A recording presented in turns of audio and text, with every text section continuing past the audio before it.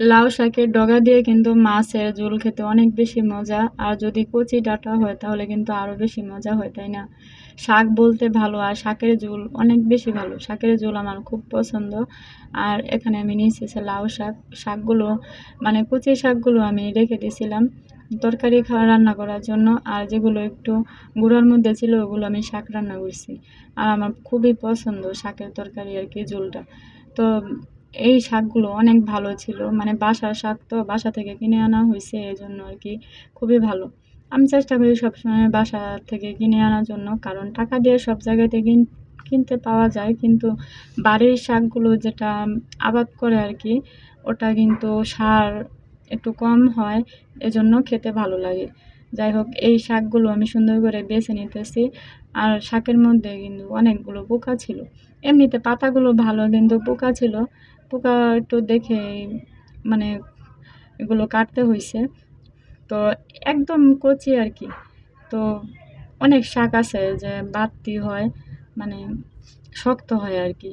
আর এই শাকগুলো একদম নরম ছিল, মানে ডাঁটাগুলো একদম নরম।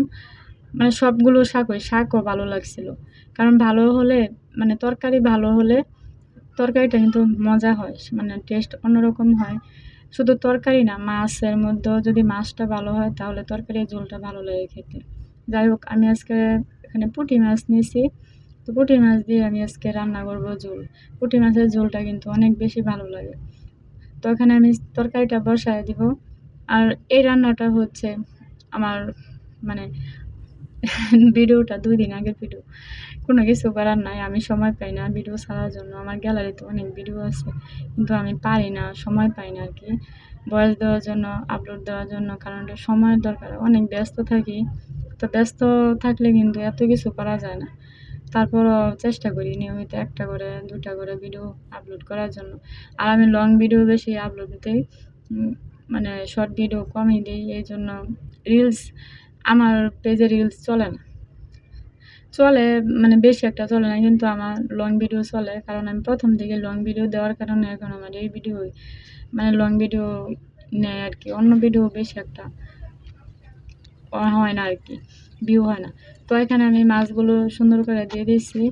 আর তরকারিটা কিন্তু দেখেন কতটা সুন্দর হয়েছে।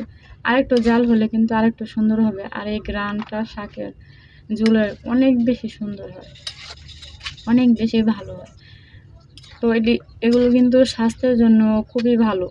ঝোল বলতে শরীরের জন্য খুবই ভালো। ঝোলের তরকারি খাওয়াও অনেক ভালো, উপকার। খেতেও ভালো লাগে, স্বাস্থ্যের জন্যও অনেক উপকার।